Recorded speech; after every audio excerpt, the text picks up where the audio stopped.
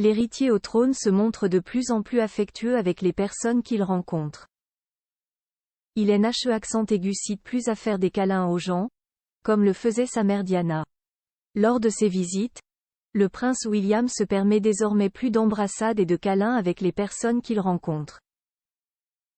Le prince de Galles a toujours été un peu plus formel et sur la retenue que son frère Harry, se permettant moins de gestes affectueux, comme le rapporte le média britannique Daily Mail. Mais depuis quelque temps, le prince William est surnommé le « prince des câlins » par le magazine Express. Mercredi 13 décembre, l'héritier au trône a offert de nombreux gestes d'affection lors de sa visite surprise à une association caritative pour les sans-abri dont il est l'une des mécènes.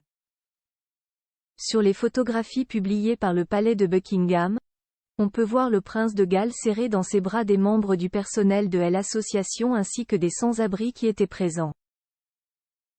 William avait déjà parlé de l'influence que cet organisme de bienfaisance a eue sur lui depuis qu'il était enfant, car la princesse Diana l'avait emmené pour voir leur travail. Quelques jours plus tôt, le prince avait débarqué par surprise lors d'une marche caritative organisée par Emma Webb. Le prince de Galles avait fait une entorse au protocole et avait tendrement enlacé la militante. La fille d'Emma Webb, Brody, s'est suicidée en 2020. La marche caritative avait pour objectif de sensibiliser à la cause du suicide chez les adolescents et de récolter des fonds.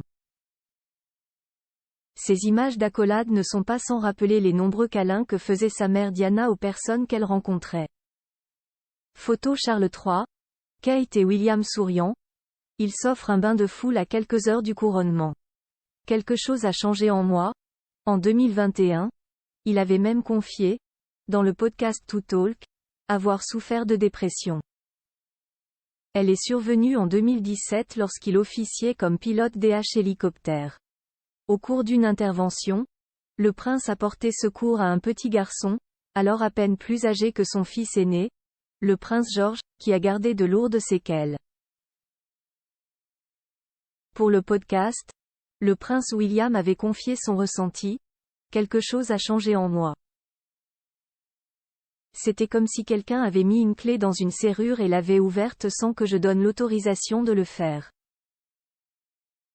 Et de poursuivre, vous ressentez simplement la douleur de tout le monde souffre. Et ce n'est pas moi. Je n'ai jamais ressenti ça auparavant.